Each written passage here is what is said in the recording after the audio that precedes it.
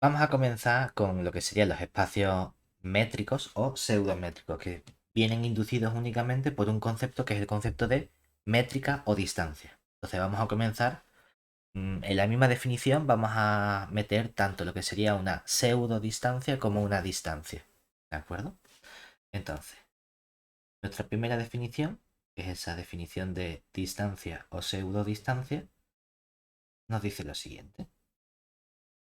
Entonces, sea, volvemos a trabajar con nuestro conjunto X, distinto del vacío, un conjunto. Entonces, una aplicación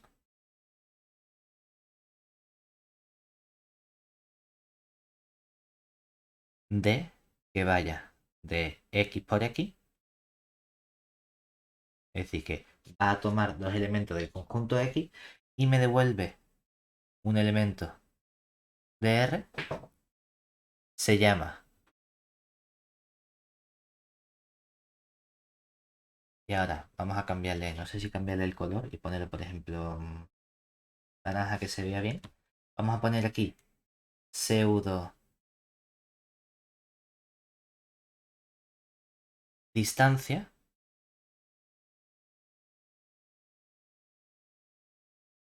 si verifica una serie de propiedades. Primera propiedad que queremos que verifique el concepto de da igual que sea pseudo distancia o simplemente distancia. Le vamos a exigir que sea siempre un resultado positivo.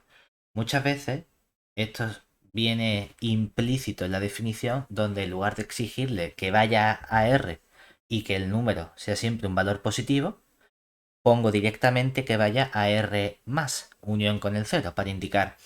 Vale, pues ahí está implícito. Pero bueno, aquí lo vamos a poner de forma explícita y vamos a decir que la distancia de un elemento X a un elemento Y sea siempre mayor o igual que cero, sea cuales sean los elementos X y de nuestro conjunto X. Segunda propiedad, lo que llamamos la propiedad de simetría. Vamos a exigir que la distancia del elemento X al elemento Y coincida con la distancia del elemento Y al elemento X.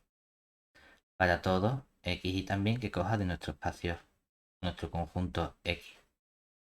Y ahora, vamos a meter aquí una cuarta propiedad primero, y aquí una tercera.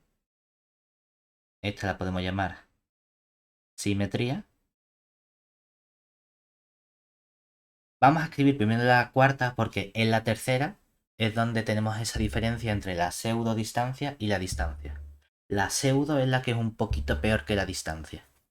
Entonces, la cuarta propiedad es lo que nosotros seguramente conozcamos como la desigualdad triangular, que la distancia de un elemento X a un elemento Z sea siempre menor o igual que la distancia de un elemento X al elemento Y más la distancia del elemento Y al elemento Z. Esto sería para todo X y Z que cojamos de nuestro espacio X. Esto es lo que solemos llamar la desigualdad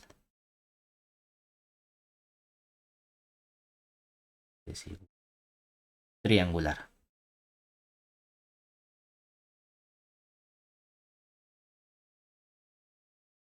Y ahora, la diferencia entre la pseudodistancia y la distancia está en la siguiente propiedad.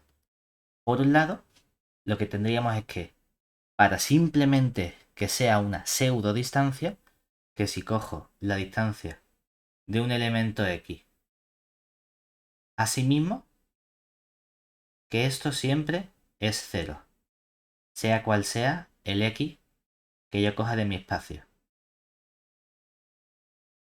Esta propiedad en naranjo, es decir, estas cuatro propiedades junto con la propiedad naranja, el 3, nos diría que tenemos una aplicación que se llama pseudodistancia. ¿Cómo podemos quitarle el pseudo y decir es una distancia a secas al completo? Mejorando esta propiedad. Obviamente, tenemos que un elemento X dista consigo mismo de 0 para tener pseudodistancia. Ahora, siempre va a ocurrir que eso ocurre, me refiero, a ver, siempre que tengamos distancia cero, ¿eso va a implicar que los puntos sean el mismo o no? Eso es lo que nos interesa para ver si podemos mejorarlo a distancia. Es decir, vamos a hablar de una distancia si, ponerlo aquí, bueno, voy a ponerlo como aquí el 3 en naranja, este 3, y vamos a poner aquí el 3 en negro. Que este 3 en negro me estaría diciendo que la distancia de un elemento X a un elemento Y es 0 si y solo si el punto X igual que el punto Y. ¿De acuerdo? Lo que nos está diciendo justamente la pseudo distancia es la implicación de derecha a izquierda. Si X es igual que Y, entonces la distancia de X a Y es 0. El recíproco no tiene por qué ser siempre cierto. Cuando sea cierto, hablaremos de distancia en lugar de pseudo distancia. ¿De acuerdo? Entonces, el par formado por X con esta aplicación D recibe el nombre de espacio que tenemos una pseudo distancia, pues la llamaremos pseudo métrico, y si tenemos una distancia hablaremos de espacio métrico. ¿De acuerdo? Este es el apellido que le vamos a poner nosotros, simplemente. Hay muchas veces que en algunos libros a lo mejor la P la obvian y escriben pseudo sin la P. Como esto vendrá de latín o algo en lo que a lo mejor ya la P no se pronuncia, pues yo qué sé. Depende del punto de vista que uno tenga. ¿Por qué es importante? Porque vamos a ver que las distancias nos van a permitir definir espacios topológicos. Antes de irnos a los espacios topológicos, la relación que tiene con los espacios métricos, vamos a añadir un nuevo espacio que va a ser el espacio normado, que nos va a hacer falta para relacionarlo también con los espacios métricos. Lo que tenemos que tener en cuenta es que habíamos dicho a la hora de trabajar que nosotros, si empezamos en matemática, lo primero que uno coge a lo mejor es un conjunto. Simplemente tengo elementos. No le doy ningún tipo de estructura. Cuando hemos estudiado la topología, le hemos dotado de una serie de propiedades, pero únicamente a algunos subconjuntos de esa familia con la que estamos trabajando. No hemos definido ningún tipo de aplicación. Entonces, si lo pensamos, en los espacios métricos tengo un conjunto y he añadido una nueva cosa, que es una aplicación de. Entonces, en cierto modo, debemos pensar que la situación es un poco más restrictiva porque estamos añadiendo algo que a priori los espacios topológicos no necesitan, que es esa aplicación de. Por lo que uno podría pensar, bueno, a lo mejor a partir de espacios métricos puedo conseguir espacio topológico, pero no de forma inversa. Porque para el espacio topológico no me hace falta una distancia y para el espacio métrico sí. Pero como digo, vamos a meternos primero en lo que sería el concepto de espacio normado. Vamos a hacer prácticamente lo mismo que con los espacios métricos. Necesitamos una nueva aplicación para definir el concepto de espacio normado. Una aplicación que vamos a llamar nosotros norma. Es decir, definición. Y bueno, pues sea igual x distinto del vacío. Entonces, una aplicación.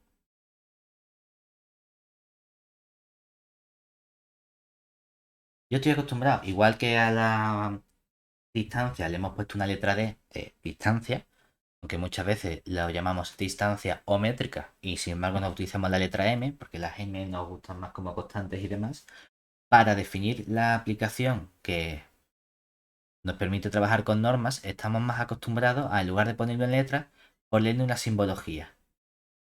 Dos rayitas, puntito. Que esto a lo mejor nos recuerda un poco más a esa simbología que utilizamos en geometría lineal, con lo del puntito. Que el puntito no significa nada, significa simplemente que ahí debes colocar el elemento sobre el cual está operando.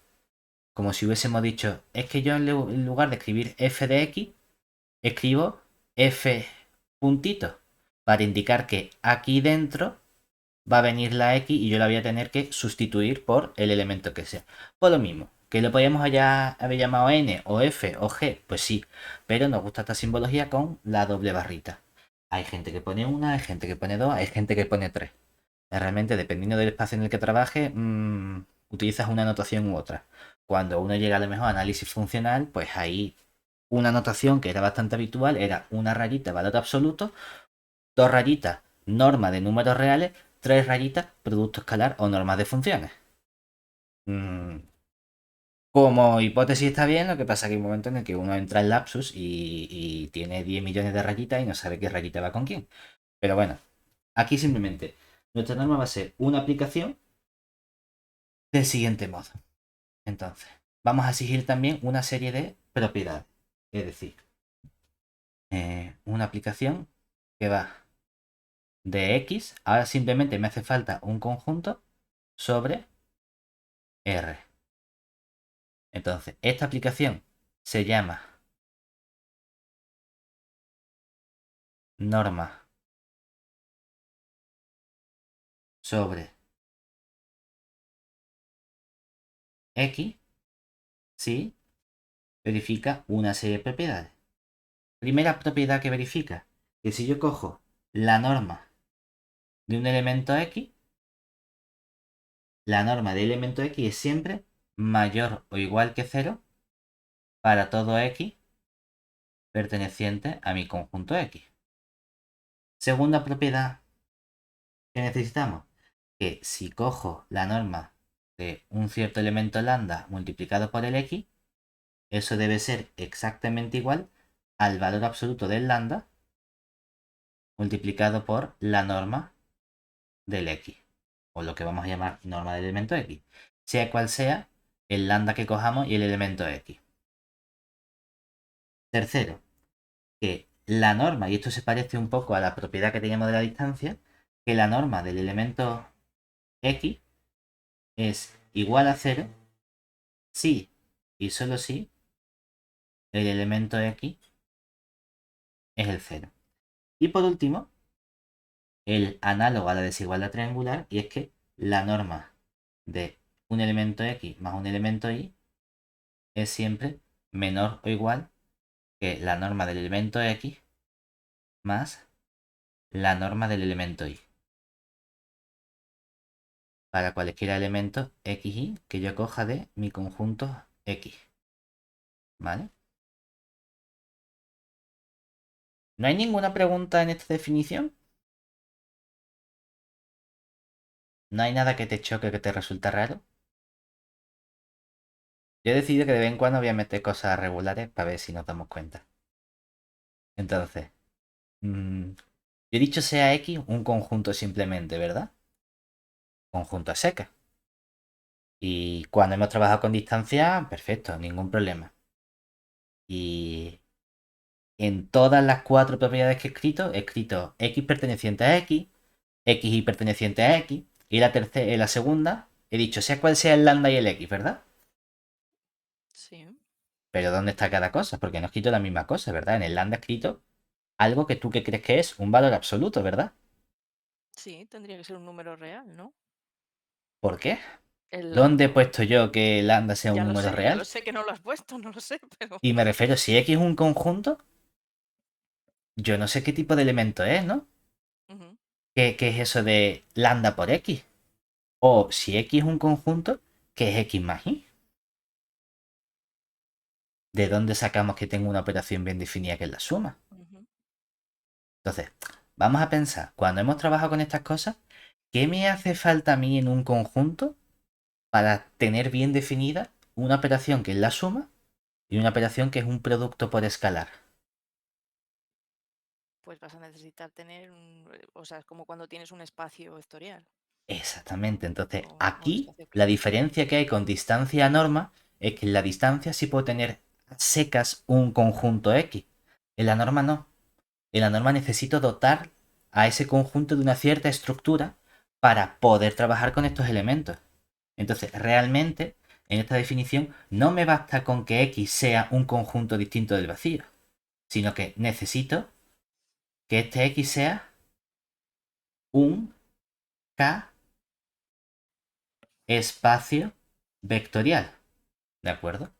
Entonces ya podemos poner aquí que una aplicación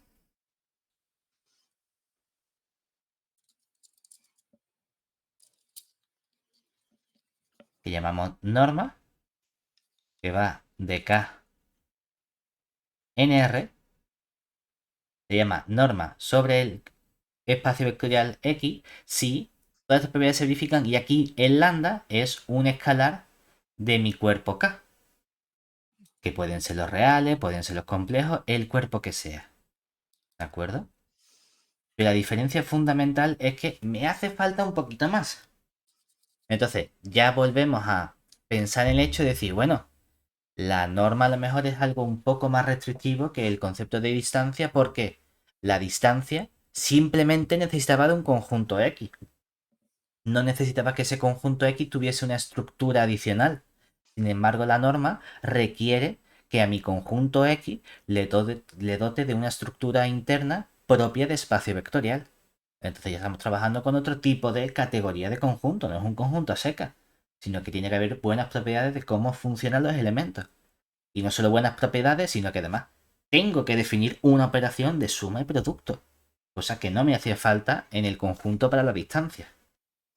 Una vez que tengo estas operaciones definidas y tengo esta aplicación con estas propiedades, que es lo que vamos a llamar norma sobre nuestro conjunto X, que es un K espacio vectorial, podemos hablar del concepto de espacio normado. Es decir, el par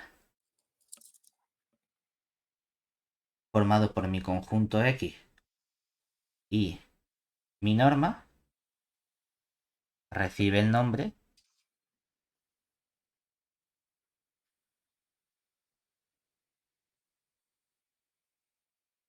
de espacio normado.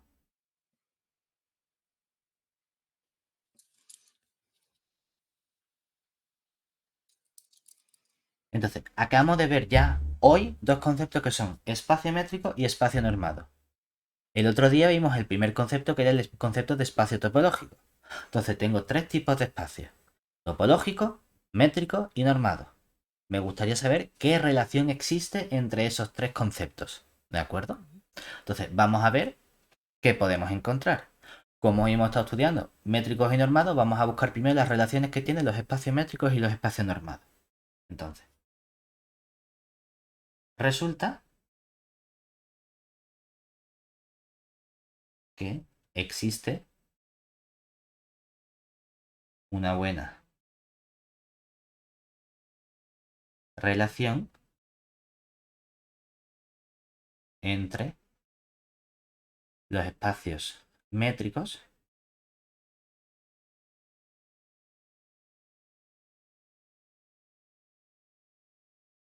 y los normados.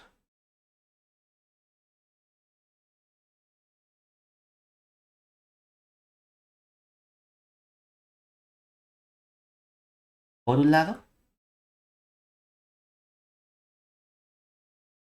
si yo tengo un par X con la norma, si este par es un espacio normado, podemos definir la aplicación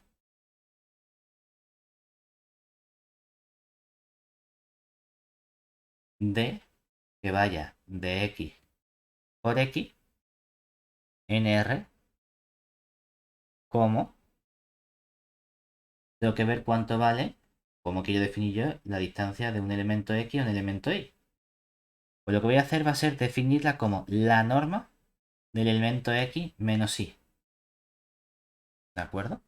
Para cualesquiera elementos XY pertenecientes a R.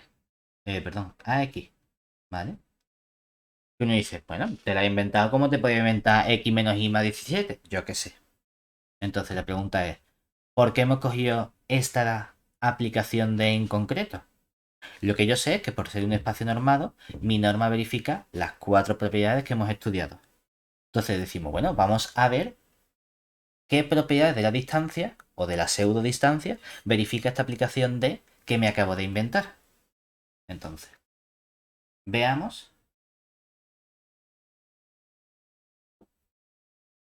qué propiedades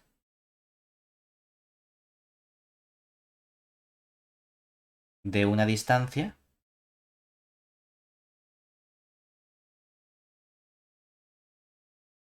verifica de. Primera propiedad de la distancia que tenía. La pregunta sería, ¿la distancia de x a y es siempre mayor o igual que 0? Primera pregunta que nos hacemos. Decimos, bueno, es que por definición la distancia de x a y vale la norma de x menos y. Ujú. Y lo que nosotros sabemos es que como esto es una norma, por ser norma, sabemos que la primera propiedad que hemos estudiado de la norma es que la norma de cualquier elemento es siempre mayor o igual que 0. Me da igual que el elemento sea el x que sea el x menos y. No hay ningún problema. Ah, perfecto. Pues entonces puedo asegurar aquí que esto es siempre mayor o igual que 0. Y además esto es cierto, sean cuales sean los elementos x y de mi conjunto x. Por lo tanto, tengo probado que efectivamente la distancia de x y es siempre una distancia positiva o 0. Realmente no negativa, si queremos, ¿no? Venga, vamos a la segunda propiedad. Segunda propiedad que tenemos. Decimos, bueno, venimos aquí, la pregunta sería, ¿la distancia de xy coincide con la distancia de ix? Si queremos podemos poner aquí que esto es, sea cual sea el elemento xy que yo coja de x, y aquí que esto también sea cual sea el elemento xy que yo coja de x. ¿Vale? Decimos, bueno, pues vamos a aplicar también nuestra definición. Yo sé que por un lado la distancia de xy por definición es la norma del elemento x menos y. ¿Cómo consigo la distancia de ix? Pues mira, lo que sabemos es que esto lo puedo pensar como la norma de quién.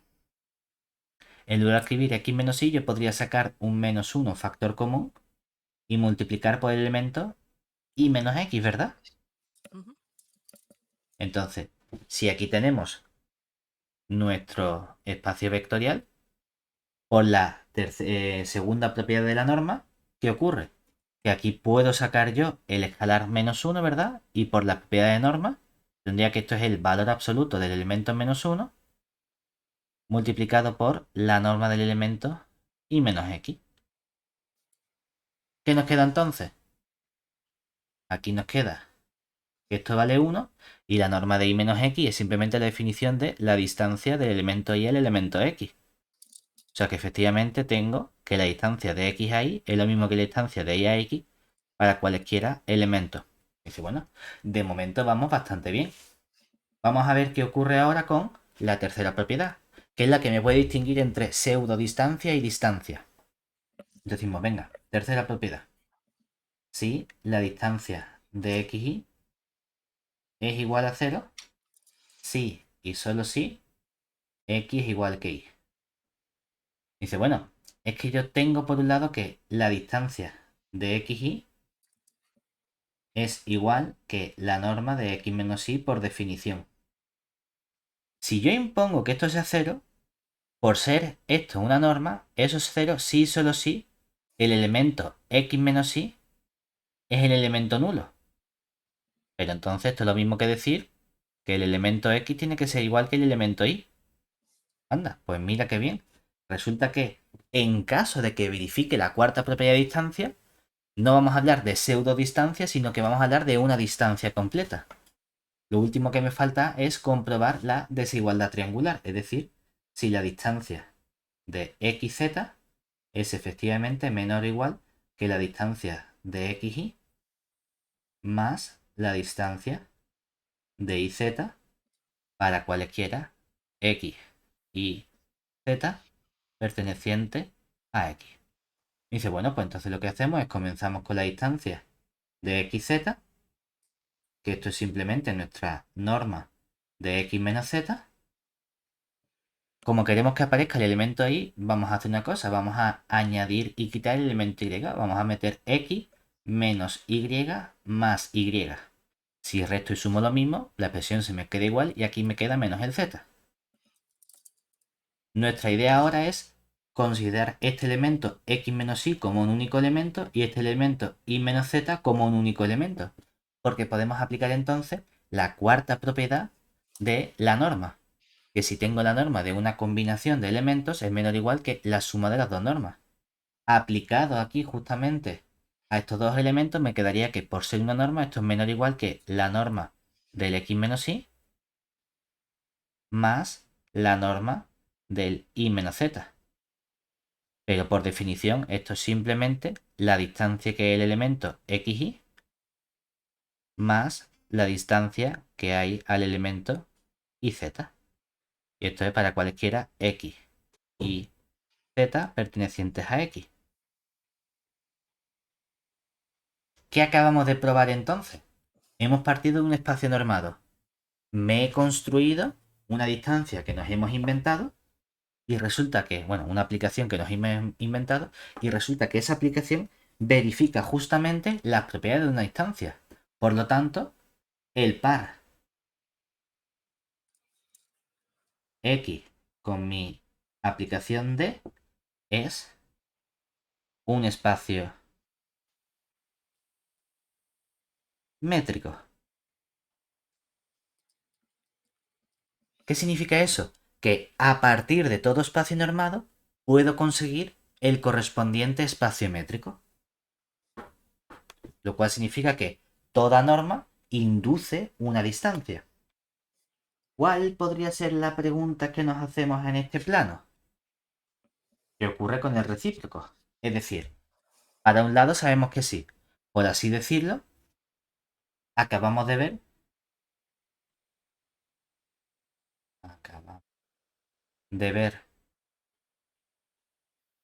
entonces que si yo tengo x con esta aplicación que es un espacio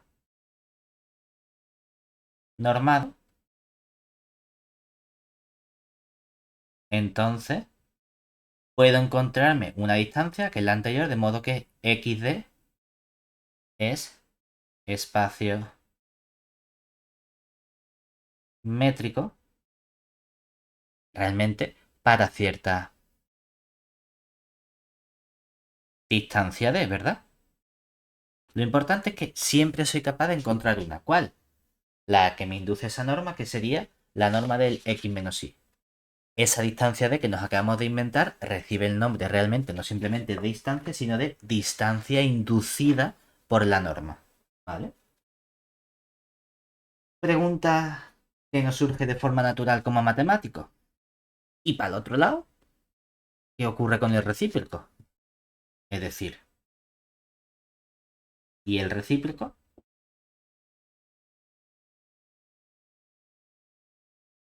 Es decir, podemos plantearnos si para todo espacio métrico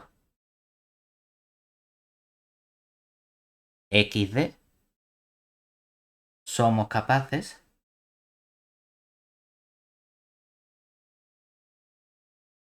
de hallar una aplicación que sea una norma sobre x a partir de esa distancia d. Porque lo que nosotros hemos usado para construir la distancia d ha sido únicamente la norma. Que no es que diga, encuentra una sobre el x, venga, me invento esta que no tiene nada que ver con la norma. No, no, quiero utilizar únicamente el conjunto y la norma. Para lo que quiero ver es si puedo construirme una norma utilizando únicamente el X y la D. ¿De acuerdo? Eso es lo interesante. ¿Qué piensas? ¿Que es que sí o es que no? La intuición ya como matemático no Yo, te yo, decís. yo Sí, creo que no siempre, porque cuando tienes el espacio normado, tienes unas exigencias diferentes para el conjunto. Entonces exactamente. no Es decir, siempre vas a poder hay una hacerlo. exigencia bastante más fuerte que con respecto a uno. Entonces, tiene sentido pensar que la respuesta debería ser un no. Pues va a ser Porque el sí, si no me digas. siempre pudiese encontrarlo, no habría tanta diferencia y por qué exigiría tantas propiedades al espacio normado que no le exijo al espacio métrico. Y para ver que no es así, vamos a plantearnos cuál es la distancia a lo mejor más sencilla que podemos usar. Si lo pensamos, cuando hemos introducido el concepto de topología, hay una topología que es la topología más sencilla. Ujú. Teníamos por un lado la topología discreta o la Di- topología trivial Discreta. No sé. o indiscreta. Entonces, vamos a ver cuál es lo más sencillo que podemos construir nosotros como distancia. Ok. Siempre tiene que verificar la primera distancia de que dos puntos iguales sean cero, ¿verdad? Y que dos puntos distintos no pueden darme valor cero. Porque claro, si me dan valor cero, entonces no verifica la tercera propiedad. Ujú. Puestos a elegir que me den un valor distinto de cero, ¿cuál es el valor más sencillo que podemos pensar? Hombre, el uno. Un uno simplemente. Y en lugar de que dependa de cada uno, podemos decir, oye, pues que siempre valgan uno. Entonces, eso nos lleva justamente a definir lo que sería la distancia discreta. Es decir, definición.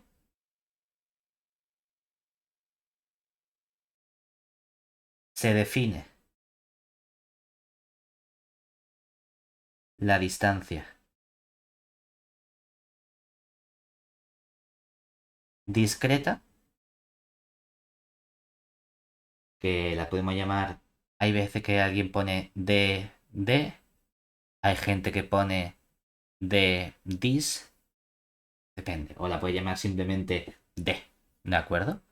Que va de cualquier conjunto x por x en R como esta distancia discreta de d de un elemento x al elemento y va a valer 0 si x es igual que y. Y va a valer 1 si x es distinto de y. Básicamente es una distancia que me está diciendo los elementos son iguales o no. Así de simple. ¿Que son iguales? 0. ¿Que son distintos? 1. Es lo único que me interesa a mí como información del conjunto x por x. ¿De acuerdo? Entonces, no hace falta que probemos que efectivamente es distancia, pero vamos a ver por qué esta distancia nos interesa a nosotros. Y es que resulta que tenemos un resultado que es el que nos permite dar la respuesta a la pregunta de si podemos conseguir un espacio normado a partir de cualquier espacio métrico. Y es que no existe una norma, de modo que cuya distancia inducida sea precisamente la distancia discreta.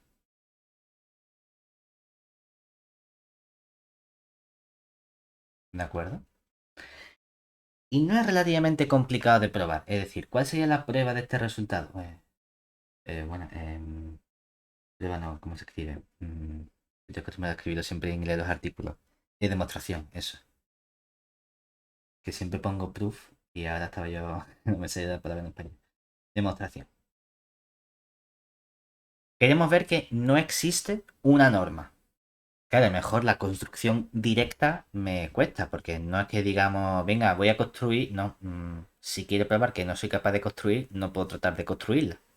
Y para ver qué nos sale. Entonces, tipo de razonamiento que vamos a utilizar en esta demostración, reducción al absurdo.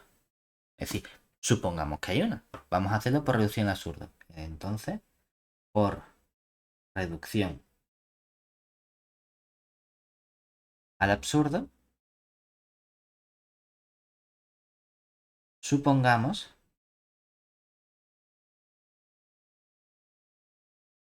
que existe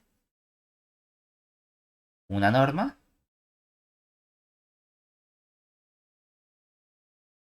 cuya distancia inducida es la distancia discreta. Es decir, lo que nos está diciendo es que la distancia discreta de x a y sea justamente ¿cuál? ¿Cómo se obtenía o se construía una distancia a partir de una norma? Cogiendo la norma y haciendo el elemento x menos y, ¿verdad? Entonces queremos ver si existe algo de modo que se cumpla esto, ¿no? Decimos, bueno, pues vamos a tratar de llegar a algún tipo de contradicción con alguna de las propiedades que nosotros teníamos, ¿cierto? Entonces, para buscar esa contradicción, vamos a hacer lo siguiente. Tomemos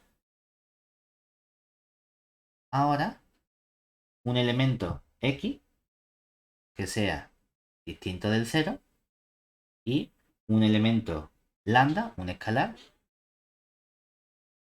de k con, vamos a poner lambda que sea distinto del 0. Aquí uno puede pensar, oye, en realidad me está diciendo lambda distinto de 0 y me estás hablando de k, que es un cuerpo que como cuerpo no tiene por qué ser números, podrían ser cosas más raras. Normalmente es porque solemos tomar siempre k o bien como r o bien como c. ¿De acuerdo? Un poquito un abuso de notación que estamos haciendo en esta parte, que deberíamos haber sido un poquito más claro, decir, oye, o es siempre un cuerpo sobre R, que es el 99% de los casos, o sobre C, pero vamos a pensarlo, podríamos haber hecho la definición simplemente con espacios vectoriales sobre R, ¿de acuerdo? Entonces vamos a suponer que tenemos un escalar real o complejo, algo que no es el cero. Entonces, ¿qué sabemos?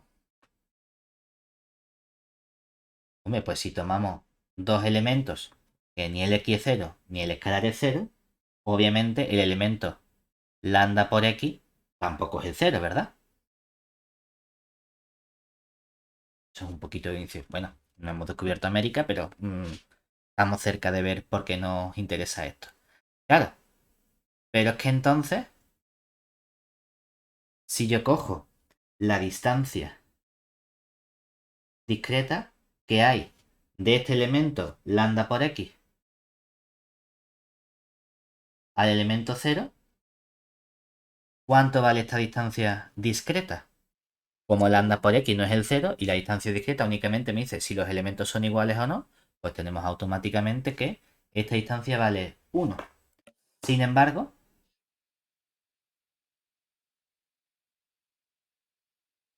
cuando analizamos la distancia discreta de lambda x al 0, podemos utilizar que supuestamente viene inducida por una norma.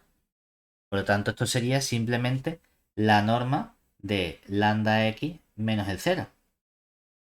O lo que es lo mismo, que esto es la norma de lambda x. O lo que es lo mismo, por las propiedades de la norma, esto que nos queda. Lambda por la norma del x, ¿verdad? ¿Hasta ahí bien? Sí, Pero claro, esto es válido para cualquier x distinto de 0 y para cualquier lambda distinto de 0, ¿verdad? Pero vamos a empezar un poquito más en esta norma. Porque esta norma, en realidad, ¿quién es? También podría haberlo escrito como la norma del x menos 0, ¿cierto? Y en particular, puedo volver de nuevo a la distancia discreta, ¿no? Porque esto sería la distancia discreta Perdón, aquí me falta un valor absoluto. Esto sería la distancia discreta que hay del x al 0, ¿cierto? ¿Y cuánto vale esa distancia? Como el x distinto de 0, esa distancia vale siempre 1, ¿verdad? Luego, ¿qué acabamos de ver? Que la distancia discreta que hay del elemento lambda x al 0 vale 1, y eso coincide con el módulo de lambda por la distancia que hay del x al 0, que es 1, ¿verdad? O sea que este lambda tiene que ser siempre 1 para cualquier lambda distinto de 0. Entonces, cualquier número real distinto de 0 tiene siempre, o complejo, tiene siempre módulo 1. Yo podría haber cogido lambda igual a 7 y hubiese llegado a que 7 es igual a 1. O que 2 es igual a 1. Entonces, aquí hemos encontrado nuestra contradicción. Y tenemos un primer ejemplo de que entonces no todo espacio métrico induce un espacio normado. Es decir, ya tenemos entonces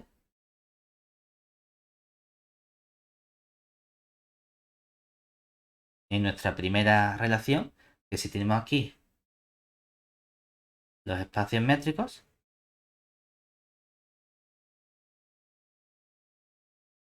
y aquí los espacios normados,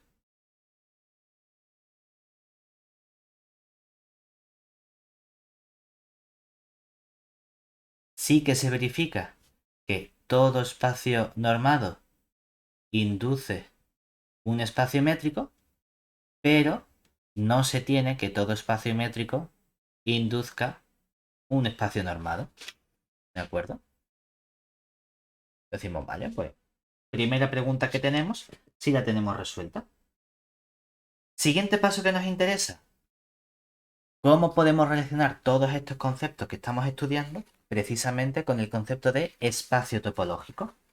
Porque el primer concepto que nosotros hemos estudiado en esta asignatura ha sido el de espacio topológico.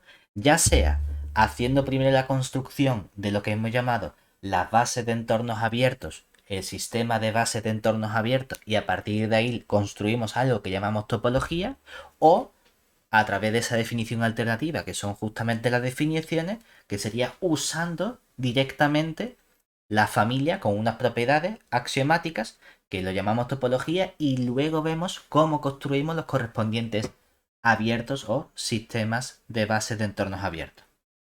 La pregunta es, ¿cómo los podemos relacionar? Bueno, pues vamos a empezar por el primer concepto que hemos visto aquí, que es el espacio métrico. A ver si a partir del espacio métrico podemos llegar de algún modo a relacionarlo con la topología. Entonces, vamos a volver ahora a nuestros espacios métricos y vamos a trabajar con ciertos elementos. Es decir, definición. Lo que tenemos aquí ahora es que, bueno, pues sea el par XD un espacio. Realmente todo lo que vamos a definir aquí es válido tanto para espacios métricos como para espacios pseudométricos. Por comodidad en esta asignatura, como en ningún momento te han introducido a ti el concepto de pseudométrico, vamos a trabajar simplemente con espacios métricos. Pero que en realidad todos los conceptos, proposiciones y demás que vamos a ver son válidos tanto para espacios pseudométricos como prométricos. Pero para no liarnos vamos a poner simplemente la palabra métricos. Entonces, supongamos que tenemos nuestro espacio métrico, lo cual significa que mi aplicación D es una distancia. Entonces, llamamos. Aquí hay que tener cuidado con los nombres, porque los nombres son simplemente nombres. Los nombres no implican propiedades sobre estos conjuntos. No nos gustan porque estamos repitiendo palabras. Entonces, aunque yo llame a un conjunto intervalo abierto, bola abierta, y hayamos utilizado la palabra abierto, no implica ese concepto en el sentido topológico que vimos el otro día. Obviamente, uno dice, si a algo lo voy a llamar bola abierta, y tú me estás diciendo que no lo confundamos con el concepto de conjunto abierto, ¿por qué demonios lo llamamos bola abierta y no simplemente bola? Me dice, ¿por qué? obviamente vamos a tener que efectivamente, desde el punto de vista topológico, van a ser conjuntos abiertos. Pero eso hay que demostrarlo. No es trivial. El proceso no es, yo lo llamo bola abierta y automáticamente, como he utilizado la palabra abierta, pues son la misma cosa, claro. No, no, no. El proceso es distinto. Lo primero llamamos bola, vemos que son conjuntos abiertos, entonces el matemático dice, ah, pues mira, para yo acordarme, voy a llamarlo bola abierta, porque así me acuerdo de que efectivamente son conjuntos abiertos. Pero porque ese matemático en cuestión ya ha probado que se verifica ese concepto topológico. Nosotros no podemos dar por hecho que efectivamente lo sean, sino que tenemos que probarlo. Entonces, vamos a llamar bola abierta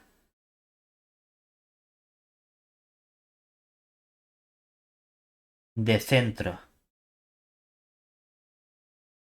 un elemento X de nuestro conjunto X y radio. No sé si pone delta o epsilon, a mí me gusta más epsilon, pero bueno. Y epsilon mayor que 0 al conjunto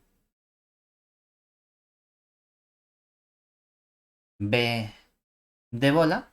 Normalmente, como la bola puede cambiar y tener un aspecto distinto en función de la distancia que elegimos, como subíndice colocamos aquí la distancia a la cual estamos haciendo referencia. ¿Que queda claro porque solo hay una única distancia? Pues a lo mejor podemos quitarnos ese subíndice. Solemos poner también primero el centro X y luego el radio epsilon. Vale, esto es simplemente lo que sería la notación que vamos a utilizar aquí. ¿Y cómo se define?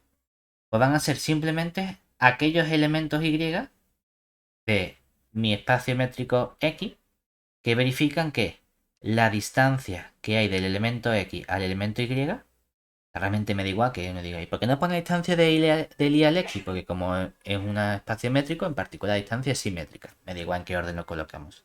Es menor estricta que, que este radio epsilon que hemos elegido. Que uno puede pensar, y si lo llamas radio, ¿por qué no le ponen la letra R? Pues sí, muchas veces se pone la letra R. Lo que pasa es que como yo soy de análisis, nos gustan más los epsilon y los deltas. Para luego, más adelante, que no lo vamos a ver todavía, poder hablar de límites, convergencia, etcétera.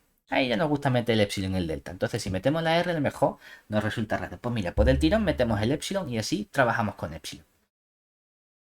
Esto es lo que sería la bola abierta de centro. Cuidado que esta palabra bola abierta a priori para nosotros no significa que sea un conjunto abierto desde el punto de vista topológico, porque para empezar no sabemos qué es una topología en los espacios métricos.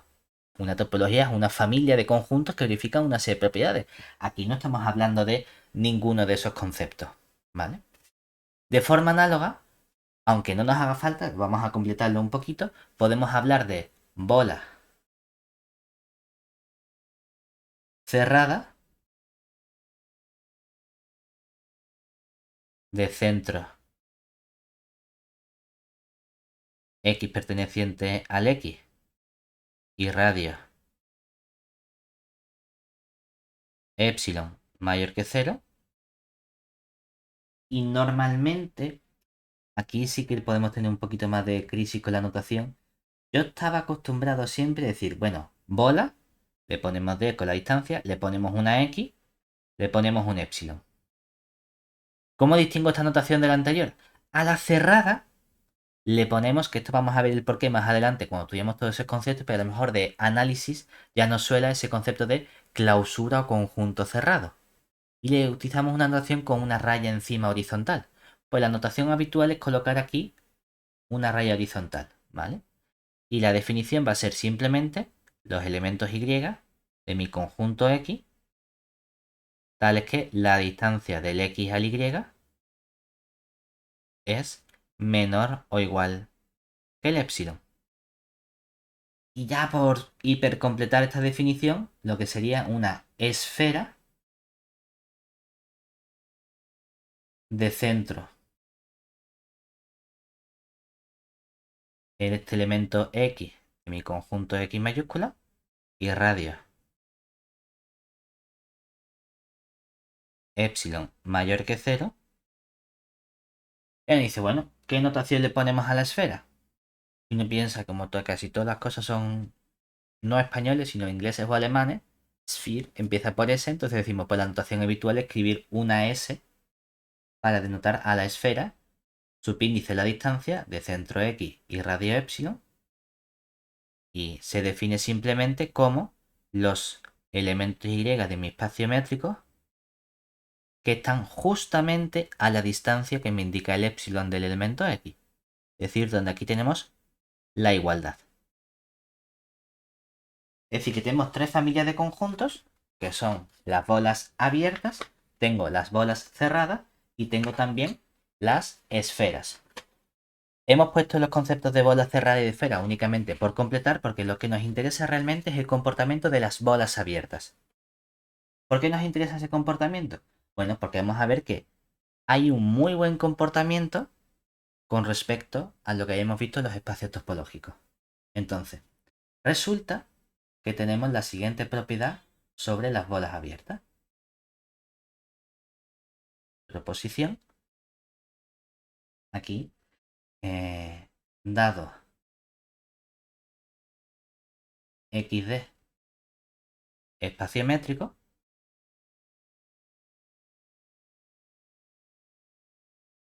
se cumple que, primera propiedad, si yo cojo un elemento X de mi conjunto X y cojo un epsilon mayor que 0, entonces parece una trivialidad, pero obviamente el elemento X pertenece a la bola abierta de centro X y radio epsilon, ¿vale? Vamos a hacer aquí, antes de seguir con todo esto, una comprobación de estudio de la topología, a ver si nos acordamos de cuáles eran las tres propiedades que yo le exigía a las bases de entornos abiertos de un punto X. ¿Qué propiedades exigía yo? A ver, Tenía el punto tiene que pertenecer. exactamente, decir, una de las propiedades que llamaba B 1, ¿verdad? Ujú. Y recordamos era que el punto P pertenecía a esa familia de conjunto, bueno, realmente pertenecía al elemento U para todo U que yo cogía de mi familia B sub P, ¿verdad? Ujú. Una propiedad B sub 2, ¿qué me decía? Que si tenías dos en el B sub P, dos conjuntos, un U y un V, entonces existía un W que estaba en la intersección de los Exactamente, es dos. decir, que si yo cojo un U y un V de el B de P, entonces existe un W también de mi familia B de P con W que estaba en la intersección del U con el V.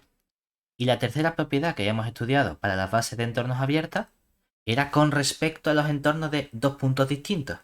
Es decir, que si yo cogía un punto Q que estaba en un conjunto U, de modo que este U la vida lo había cogido de la base de entorno, pero de otro punto P, entonces existía un V que era entorno o un elemento de la familia de entornos del punto Q, de modo que ese V estaba dentro del U, ¿verdad? Esto, por así decirlo, eran las cuatro propiedades, las tres propiedades interesantes, ya ni sé contar, que nos permitía hablar de base de entornos abiertos, ¿verdad? Esto era la base de entornos abiertos. Era una familia de conjuntos, B sub P, que verificaba estas propiedades, ¿cierto? Aquí estamos trabajando con espacios métricos, hemos definido un concepto que a alguien le apeteció llamar bola abierta y resulta que tiene una serie de propiedades. La primera propiedad que verifica es que, sea cual sea el elemento X que yo coja y cualquier epsilon, el elemento X está dentro de ese conjunto. que si lo pensamos uno puede decir, oye, pues esto me recuerda a algo, ¿verdad? Me recuerda que si tengo unos conjuntos, el punto P tiene que estar en todos esos conjuntos. Pues aquí, si fijo el X, sea cual sea el epsilon que yo coja, el X siempre está en esos conjuntos, ¿verdad? Uno dice, se parece esto un poco a esa propiedad B sub 1 que teníamos ahí, ¿cierto? Venga, vamos a ver nuevas propiedades que tienen. Siguiente propiedad. Uno dice, bueno, pues propiedad número 2. Dados un X de mi conjunto X. Y si yo cojo dos valores de epsilon, pero de modo que epsilon sea mayor que un cierto epsilon prima mayor que 0, entonces resulta que hay una relación entre la bola de centro el X y radio epsilon y la bola de centro el X y radio epsilon prima. Y es que, bueno, realmente, pues como a mí me gusta más escribir que algo contiene en vez de que algo está... Vamos a poner aquí el prima. Pone aquí el epsilon prima. Como este epsilon es mayor que el epsilon prima, resulta que la bola de radio epsilon prima está contenida en la bola de radio epsilon siempre y cuando el centro sea el mismo. ¿Vale? ¿Hasta ahí bien? Sí. Que uno dice, bueno, se puede parecer un poco a ese concepto de la propiedad 2 que tenemos ahí, ¿vale? En realidad esto es una propiedad adicional porque tenemos unos conjuntos un poquito mejores, a lo mejor que las bases de entornos abiertos. Pues claro, básicamente estamos trabajando con un espacio métrico que a priori tiene mejores condiciones que la topología. Pero bueno, siguiente propiedad que verifican las bolas abiertas en los espacios métricos. Pues que si yo cojo un elemento Y de la bola abierta con la distancia D de centro X y radio epsilon, entonces existe un delta mayor que 0, de modo que la bola abierta de centro el Y y radio delta está contenida en la bola abierta de centro X y radio epsilon. Y uno dice, oye, esto es impepinable, que es similar a la propiedad B sub 3 de la definición de base de entornos abiertos. Tengo un elemento de un entorno de un punto que es el punto X, entonces puedo encontrar otro entorno del mismo estilo, pero del Y en lugar del X, que está contenido en el del X. Justamente la propiedad B sub 3 que tenemos aquí. Y última propiedad que tenemos, 4, si tengo un elemento, vamos a ponerle Z, que pertenece a la intersección de la bola abierta de centro X en un cierto radio epsilon con la bola abierta de centro un X' y otro radio epsilon', entonces lo que garantizamos es que existe un, podemos poner también delta si queremos, un delta positivo, de modo que lo que se tiene aquí es que la bola de centro el Z y radio S delta está contenido en la intersección de estas dos bolas, de la del epsilon con el X y la del epsilon' con el X', que se parece mucho con esta intersección a esta propiedad B sub 2. No es exactamente la misma porque en la propiedad B sub 2 cogemos dos entornos del mismo punto. Sin embargo, aquí hemos utilizado un X y un X'. Claro, precisamente porque si cogemos el mismo X que X', lo único que diferencia a esas dos bolas son el radio epsilon y el radio epsilon', ¿verdad? Entonces nos vamos justamente a la propiedad 2 que hemos introducido. Es decir, que la propiedad 2 coincide justamente con la B sub 2. ¿De acuerdo?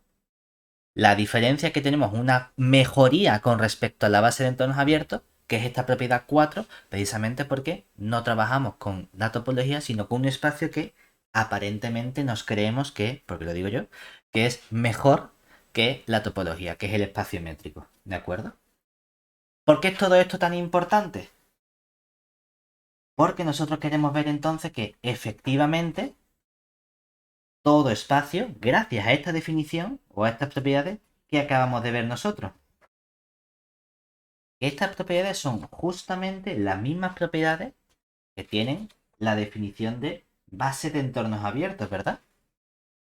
Entonces, vamos a ver ya por fin la relación que hay entre un espacio métrico y un espacio topológico. Y es que observemos que las propiedades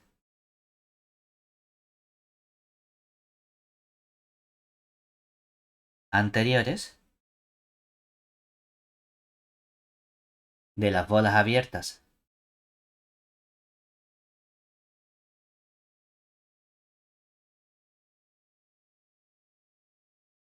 en espacios métricos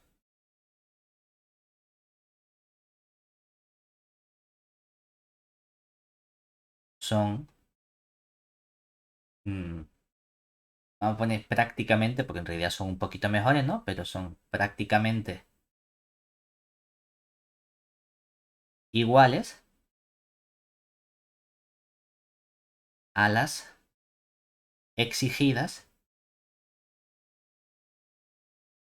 en la definición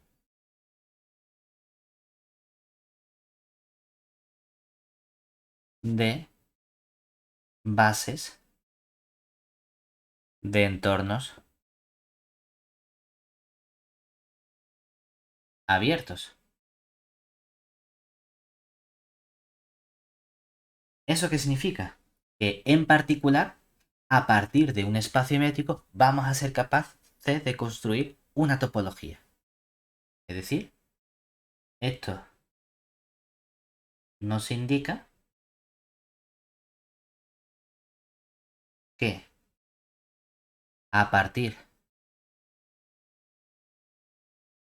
de todo espacio métrico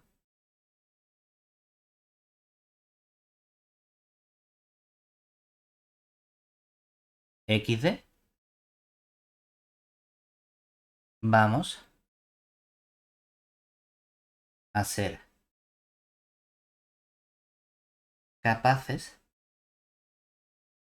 de construir una topología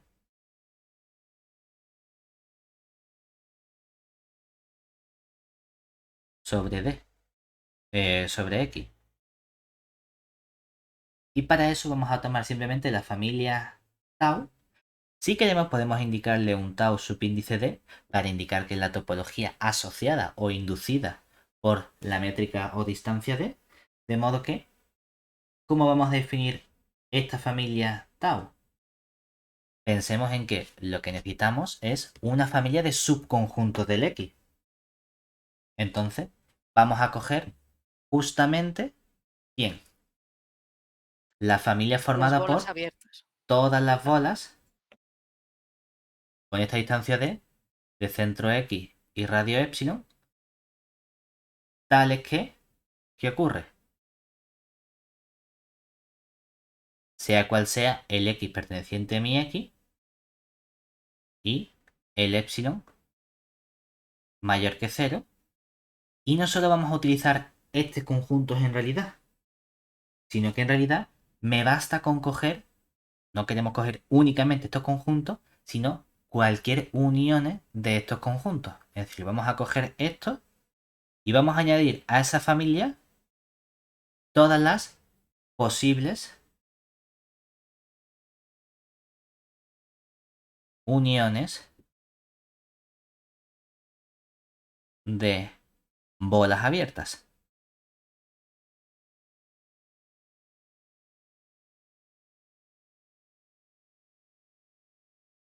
¿De acuerdo? Entonces, resulta que si cogemos no solo las bolas, sino cualquier posible combinación, y cuando digo posibles uniones, no tenemos que pensarlo infinitas, sino que podemos tener uniones infinitas sin ningún tipo de problema. Las que nos haga falta, tenemos entonces que esa familia de todas las posibles combinaciones es justamente una topología sobre X. Y esta topología recibe el nombre de topología inducida por la distancia D. ¿De acuerdo? ¿Qué hemos conseguido entonces de momento? Es decir, ya tenemos entonces que hemos trabajado con espacios métricos.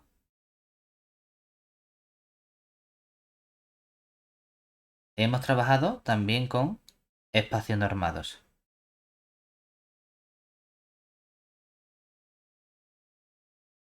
Y hemos añadido los espacios topológicos que hayamos estudiado el primer día. Lo primero que hemos visto ha sido que efectivamente todo espacio normado induce un espacio métrico, pero que existen espacios métricos que no me generan ninguna norma asociada, ¿verdad? Acabamos de ver aquí también que a partir de un espacio métrico puedo conseguir un espacio topológico. Entonces la pregunta es, ¿qué ocurre en este sentido?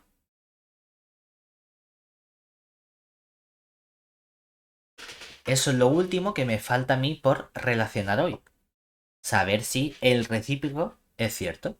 Y aquí de nuevo nuestra intuición nos dice, a ver, si al espacio métrico le estoy exigiendo más que al espacio topológico, porque me hace falta la existencia de una aplicación D que sea a distancia, cosa que no necesito en el espacio topológico, tiene sentido pensar que de algún modo podríamos encontrar espacios topológicos que no son espacios métricos o que no me generan un espacio métrico. La pregunta es, a partir de una distancia, he sido capaz de construir una topología. ¿Cómo? Cogemos todas las bolas abiertas, todas sus posibles combinaciones, que solo me ha hecho falta la distancia, y todo eso es mi topología. Y al revés, si yo tengo mi familia, usando únicamente esa familia de conjuntos, ¿puedo definir una distancia de algún modo? Vamos a ver que la respuesta es efectivamente no. Y para eso vamos a definir una nueva topología, que es lo que se llama la topología cofinita o topología de Zariski. Es decir, aquí, definición.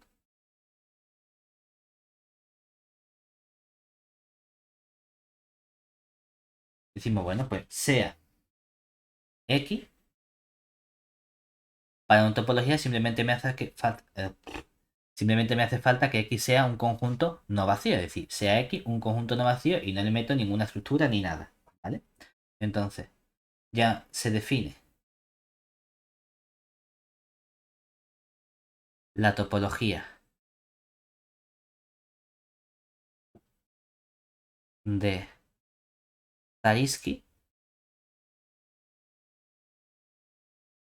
o cofinita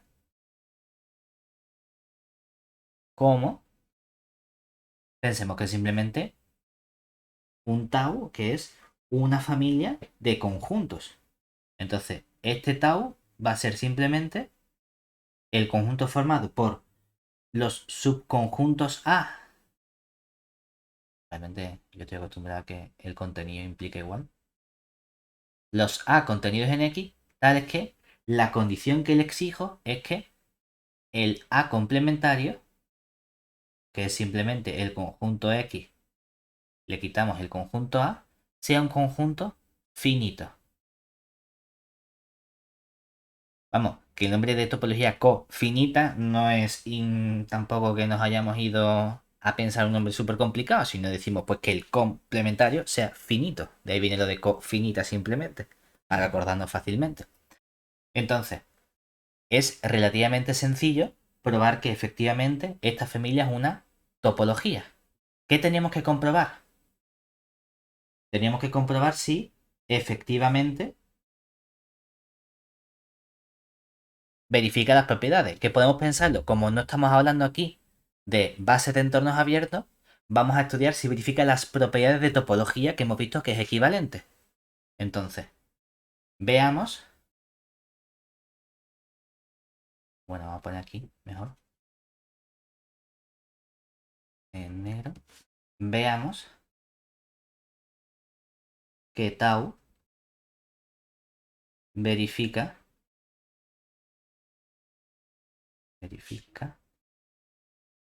las propiedades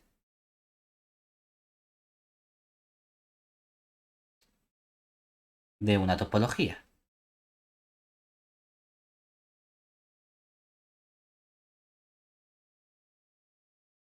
Primera propiedad que teníamos nosotros. Teníamos que ver si el vacío y el conjunto X pertenecen a tau, ¿verdad? Entonces, ¿cómo podemos estudiar si efectivamente esto es cierto? Hay una trivial y es que si recordamos que vamos a hacer una trampa y vamos a ver esa dualidad de conjunto abierto, cuando hemos estudiado si un conjunto abierto si un conjunto es abierto a la topología, hemos dicho si es vacío o si verifica una propiedad con la base de entornos abiertos, ¿verdad? Pero el vacío es, por definición, siempre un conjunto abierto en cualquier topología. Da igual con la que esté trabajando. Entonces, el vacío pertenece a tau por definición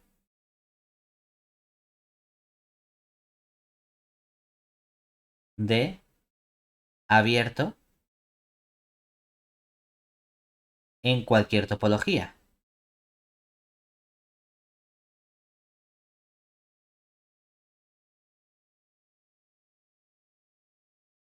Pero, por otro lado, tenemos que, ¿quién es el complementario del total X? El Sería vacío. el X menos el X, ¿verdad? Que es el vacío. Que obviamente es un conjunto finito, ¿verdad? Y si el complementario del total es finito, eso significa, por definición de mi familia tau, que efectivamente el X pertenece al tau, ¿verdad? O sea que ya hemos probado que tanto el vacío como el total X están en mi topología tau. Vale, porque justo te iba a preguntar, te decía, pero no hemos definido que X sea finito, entonces ¿cómo vas a probar el Claro, vacío? Pero claro, claro, eso por simplemente es eso porque hemos por dicho, definición. Ok. vamos a hacer una trampa en el sentido de que yo no voy a utilizar la definición de topología como los abiertos que se obtienen a partir de la base de entornos abiertos. Porque no hemos definido aquí quién sería mi base de entornos abiertos para este conjunto o esta topología. Vamos a estudiarlo con las propiedades. Oye, es que no me has dicho que el X es finito. ¿Cómo justificas que el vacío es un abierto? Ah, espérate. No voy a utilizar la definición de base de entornos abiertos, excepto para el vacío, que sí me interesa. Porque por definición el vacío siempre es un abierto de cualquier topología, sea cual sea la que tengamos con la que estamos trabajando. ¿Vale? Entonces, esa es la única trampa que dices, joder, me dices que no lo quieres utilizar, pero cuando te interesa sí. Y claro, pues para eso somos matemáticos y podemos utilizar las cosas como más nos interese. Un concepto u otro en función de qué nos resulta más sencillo. ¿Vale? Entonces, siguiente propiedad. Teníamos que las propiedades tenían que ver con la unión y la intersección, ¿verdad? La intersección tenía que ser cerrada para la intersección finita, ¿verdad? Mientras que tenía que ser cerrada para la unión arbitraria. Entonces decimos, bueno, pues, ¿qué quieres comenzar? ¿Con intersección o con unión? ¿Qué te da más coraje? Por la unión, venga. Venga, entonces, vamos a ver que si tenemos una familia a su, no me acuerdo si ponía yo a su i o a su n, a su i perteneciente a i. que esté contenido en tau, entonces queremos ver que esta unión arbitraria para i perteneciente a i de los a sub i pertenezca también a tau. ¿Cómo podemos justificar esto?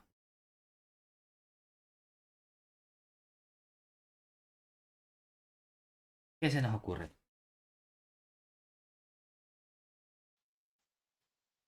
Pues no sé, la verdad. Hombre, a Ah, ver, hay un caso tonto que es si todos los elementos, todos los conjuntos son el vacío, la unión infinita de conjunto vacío automáticamente es el vacío, entonces efectivamente estamos en tal. Entonces vamos a decir, oye, supongamos que efectivamente hay conjuntos que no sean vacíos, ¿verdad? Es decir, sea i sub 0 un índice del i tal que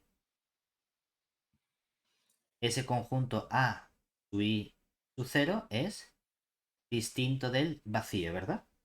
ujú, ¿Eso qué significa? Que como ese conjunto está en tau, ¿verdad? ujú, Como A sub i sub 0 pertenece a tau, tenemos que el conjunto A sub i sub 0 complementario, que es el X menos el A sub i sub 0, es un conjunto finito, ¿verdad? sí. Pero entonces vamos a estudiar qué ocurre con esa unión. Para ver si esa unión está ahí, tengo que estudiar qué ocurre con el X menos esa unión, ¿verdad? Es decir, tengo que ver quién es realmente X menos la unión para el I de estos conjuntos A sub I, ¿verdad? Ujú, Lo que sería el complementario de todo este conjunto, ¿verdad? Si a sí. lo mejor nos cuesta así, podemos verlo como el complementario de la unión para I perteneciente al I, de estos conjuntos A sub I. Lo digo porque a lo mejor nos resulta así más sencillo a la hora de aplicar las leyes de De Morgan. Si tengo el complementario de la unión, ¿eso Ujú. qué conjunto me da? La intersección de los complementarios. Exactamente. Entonces aquí tenemos que esto, utilizando la ley de Morgan, es la intersección para el I perteneciente al I de el complementario de todos los A sub I, ¿verdad? Ujú, Y vamos a pensar en qué ocurre con la intersección. La intersección de dos conjuntos está contenido en cada uno de esos conjuntos por separado, ¿verdad? En particular, toda esa intersección está contenido en cada uno de los complementarios del A sub i. Pero hay uno que ya sabemos que es finito, ¿verdad? Que es el A sub i sub 0, complementario. Es decir, en particular, esta intersección está contenida en el A sub i 0 complementario. Y este conjunto, ¿cómo es? Finito, ¿verdad? finito. Luego, si mi conjunto complementario de la unión está contenido en este finito, forzosamente tiene que ser un conjunto finito. Es decir, entonces tenemos efectivamente probado que esta unión para i perteneciente a i de la familia A sub i pertenece a tau. ¿Vale? Última propiedad. Tenemos que irnos ahora a la intersección pero finita. Es decir, ¿qué ocurre si tengo una serie de conjuntos A sub 1, A sub 2 hasta un A sub n finito que estén en mi tau? Queremos ver si entonces la intersección A sub 1 con A sub 2 con el A sub n, si eso pertenece a tau. ¿De acuerdo? Realmente, aunque esto lo probamos con todo, es suficiente que lo probemos con todo y luego por inducción, ¿no? Pero bueno, vamos a hacerlo con todo. ¿Qué hacemos aquí? Oye, misma situación de antes. Lo único que, en lugar de tener que exigir que todos sean vacíos como ocurría antes, aquí con que uno de ellos sea vacío, ¿qué ocurre? Que la intersección ya es el vacío, ¿verdad?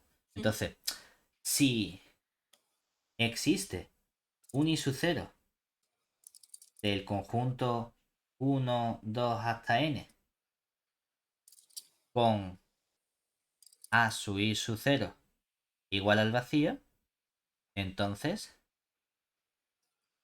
vamos a poner una palabra que nos gusta mucho a los matemáticos que hemos terminado la carrera, es trivial. ¿De acuerdo? Esta es la palabra que solo podemos utilizar una vez que tengamos el grado en matemáticas. Cuando tengas el título colgado ya puedes decir, ya tengo derecho a utilizar la palabra trivial en una demostración. ¿Eso qué significa? Que el becario es el que se encarga de probar esta parte, ¿no? Entonces, una vez que lo tenemos, decimos, bueno, supongamos el caso complicado, que efectivamente todos son distintos de cero. Entonces, sean ahora a sub i distinto del vacío para todo i igual a 1, 2, hasta n. Claro, ¿qué ocurre entonces? Como cada uno de esos conjuntos está en la topología, eso significa que a sub i complementario, que es igual al x menos el a sub i, es finito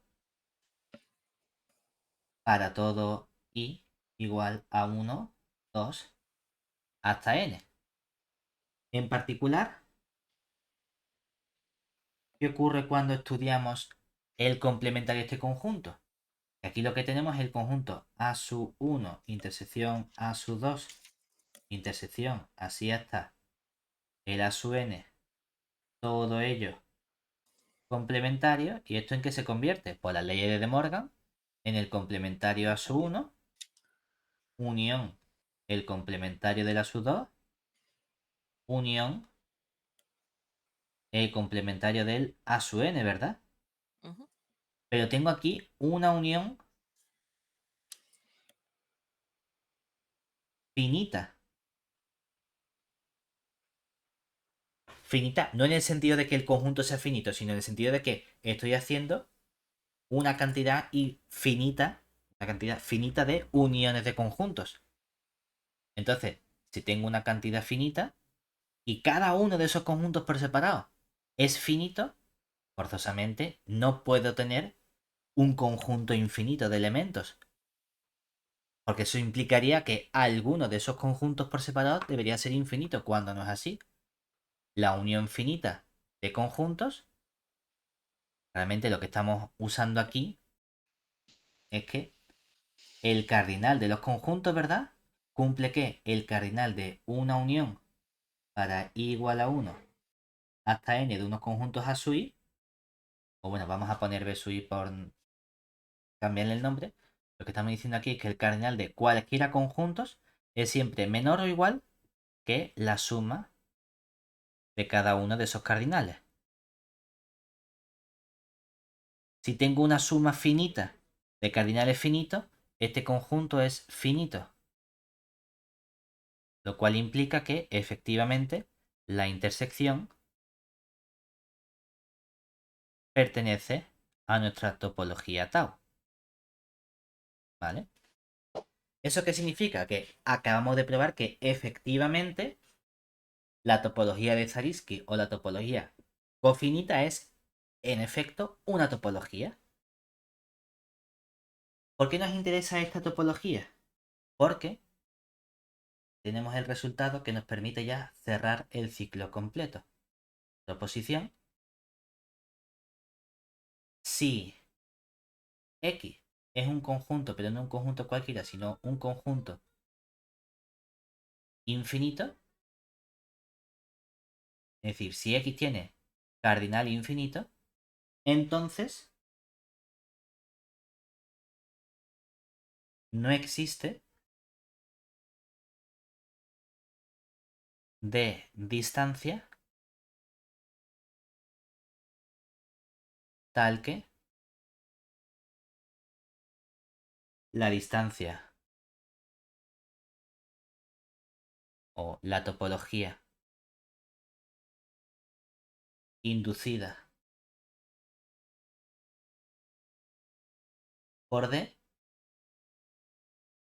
sea la topología de Zariski.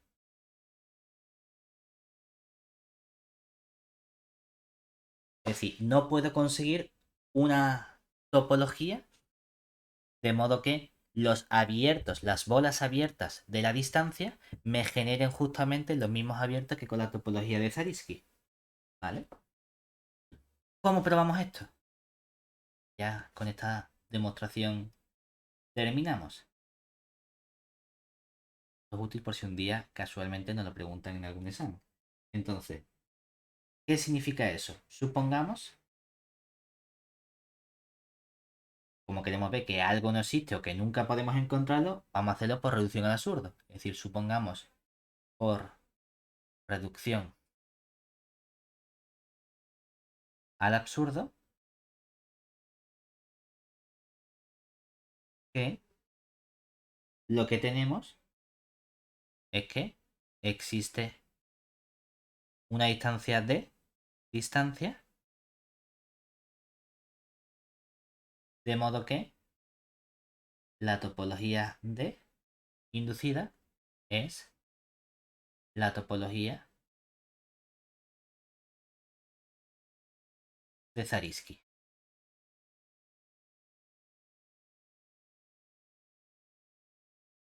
Si quiero llegar a alguna contradicción, quiero llegar a la contradicción con la topología de Zariski. ¿Y eso qué significa? Que de algún modo tengo que llegar a algún tipo de conjunto que sea infinito, ¿verdad? Entonces, bueno, pues vamos a coger dos elementos. Es decir, sean X e Y, dos elementos de nuestro conjunto X. Vamos a cogerlo distinto. X distinto de Y. ¿De acuerdo? Entonces, sabemos que existe un cierto epsilon mayor que cero, tal que puedo encontrar la bola con esa distancia d de centro X y radio epsilon con respecto a la bola de centro Y y radio epsilon, y puedo encontrar un cierto radio epsilon, de modo que la intersección de estos dos conjuntos es como vacía, ¿de acuerdo? Me dice, bueno, esto te la saca de las mangas. Es tan sencillo como decir, cojo, como los elementos son distintos, la distancia del elemento X y el elemento Y es no solo mayor o igual que cero por la primera propiedad de distancia, sino que es estrictamente mayor que cero. Porque si fuese cero, los puntos tendrían que ser el mismo. Y he dicho que cojo puntos distintos. Vale, pues esa distancia de X a Y será un cierto número. Vamos a llamarlo R. Ese número R lo puedo dividir entre dos. R medio. Y ahora basta coger un epsilon que sea menor estricto que el R medio. Que tú dices, oye, pues por ejemplo, epsilon vale R cuarto. Automáticamente el Y no puede estar a una distancia menor que R cuartos del X porque la distancia es R. ¿De acuerdo? Por lo tanto, puedo separar estos dos conjuntos. Y más adelante veremos que esto es un axioma que le podemos introducir a ciertos espacios topológicos, que es lo que llamaremos el axioma de separabilidad o de Hausdorff. Pero de momento no le vamos a poner nombre, simplemente decir, para espacios métricos es fácil comprobar que puedo separarme estos dos puntitos por un cierto radio epsilon, ¿vale? Claro. Entonces, ¿qué ocurre? Que si cojo complementarios, ¿qué tenemos? Para empezar, como este es el conjunto vacío, ¿verdad? Sabemos que el espacio X, ¿quién es? El Lo mismo complementario que, de esa intersección. claro, es lo mismo que si al conjunto X le quito el vacío, ¿verdad? Ujú. Dice, claro, a ver, tan tonto como decir el complementario del vacío. Estamos haciendo aquí un poquito una obviedad, nos estamos diciendo, ¿quién es el complementario del vacío? El total, ¿verdad? Ujú. Pero como esta intersección de bolas es justamente el vacío, ¿verdad? Yo puedo decir que esto es el conjunto X. Y en lugar de quitarle el vacío, le voy a quitar el qué. La intersección de estas dos bolas, ¿verdad? De centro X, radio epsilon, intersección con la bola de centro Y y radio epsilon. ¿cierto? Ujú, ¿Y esto quién es justamente si aplicamos las leyes de De Morgan? Esto no es otra cosa que el complementario de esta intersección, ¿verdad? ujú. Y si eso es el complementario de esta intersección, puedo expresarlo como el complementario de la primera bola de centro X y radio epsilon, Unido. unión el Ujú. complementario de la segunda bola de centro Y y radio epsilon, ¿verdad? Sí. Ahora dice, oye, acabo de probar que el espacio total X es la unión de dos conjuntos, ¿verdad? Ujú. ¿Cuántos elementos tiene mi X? Infinitos. Si lo estoy consiguiendo como unión de dos conjuntos, forzosamente, alguno de esos dos conjuntos, ¿cómo tiene que ser? Infinito. Me da igual que lo sean los dos, pero mínimo hay uno de los dos que tiene que ser infinito. Es decir, en particular,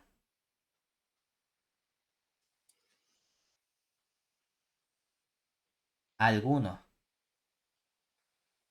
de los conjuntos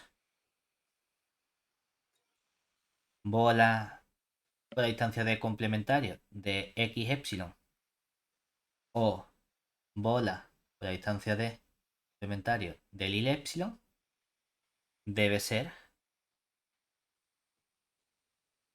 infinito,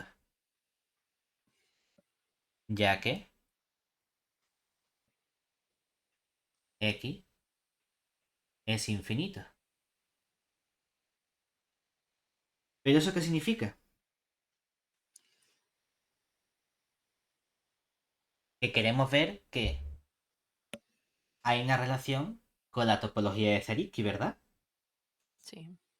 Entonces no vale porque el complementario tendría que ser finito en esa topología. Claro, es decir, nosotros sabemos que, por otro lado, cada bola es un abierto.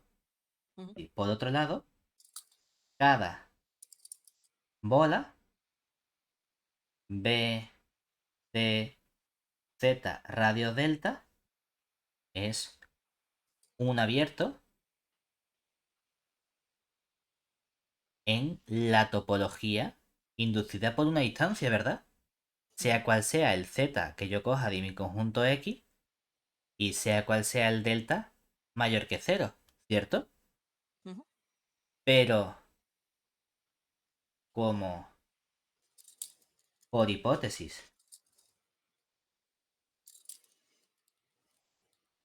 quién es tau d es la topología de Zariski. A lo mejor al poner Zariski se nos ha olvidado. Es la topología cofinita. Entonces, eso significa que B D de Z delta pertenece a la topología cofinita siempre, ¿verdad? Sea cual sea el Z que yo coja del X y sea cual sea el delta mayor que cero, ¿verdad? Pero ¿cuándo un elemento pertenece a mi topología cofinita? Cuando el Cuando el complementario es finito. complementario. Ujú. Es decir, en particular, el conjunto B sub D complementario, sea cual sea el punto del Z de centro y el radio delta que coja, es un conjunto finito para todo Z de mi conjunto X y para todo delta mayor que cero, ¿verdad? Ujú. Pero ¿cómo puede ser que si todas las bolas complementarias son finitas, que alguna de estas dos bolas sea infinita? Acabo de conseguir mi contradicción, ¿verdad? Ujú. ¿Y eso qué significa? Que no puedo encontrar una distancia cuya topología sea justamente la topología de Zariski. Es decir, acabamos de completar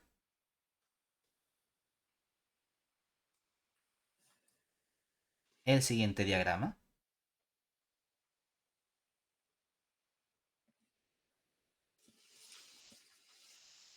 Teníamos nuestros espacios métricos, los espacios normados, y voy a colocar aquí, ahora a la izquierda en vez de en circulito, los espacios topológicos. ¿Por qué? Porque efectivamente todo espacio normado induce un espacio métrico. Todo espacio métrico induce un espacio topológico, pero los recíprocos no son ciertos. Es decir, el espacio topológico no me induce un espacio métrico. El espacio métrico no siempre me induce un espacio normado. ¿De acuerdo? Entonces, en cuanto a categoría, lo mejor con lo que podemos trabajar inicialmente es un espacio normado, porque si tengo un espacio normado, en particular me puedo construir un espacio métrico, y si tengo un espacio métrico, en particular me puedo construir un espacio topológico asociado. Sin embargo, desde abajo del todo, que es el espacio topológico, no siempre puedo ir subiendo los distintos escalones para llegar a espacio métrico, o si estoy en el espacio métrico, no siempre puedo subir al siguiente escalón para llegar a un espacio normado. Esta es la relación que queríamos que tuviésemos clara del ejemplo. Lo importante, todo había venido únicamente porque había una definición que era el concepto de espacio topológico metrizable. Entonces, hemos dicho que no todo espacio topológico me va a generar un espacio métrico, pero hay ciertos casos en los que sí. Cuando seamos capaces de encontrar esa distancia D que me genera el espacio topológico, vamos a llamar a mi espacio topológico metrizable. Es decir, tenemos nuestra última definición,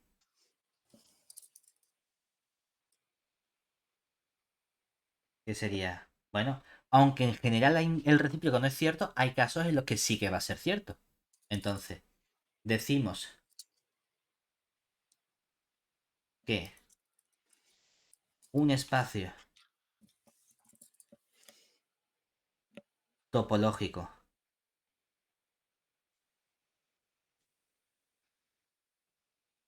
X con su correspondiente topología tau es metrizable si existe de distancia de modo que la topología inducida por la distancia D coincide con la topología de nuestro espacio topológico X tau, ¿vale? Y con eso terminamos hoy.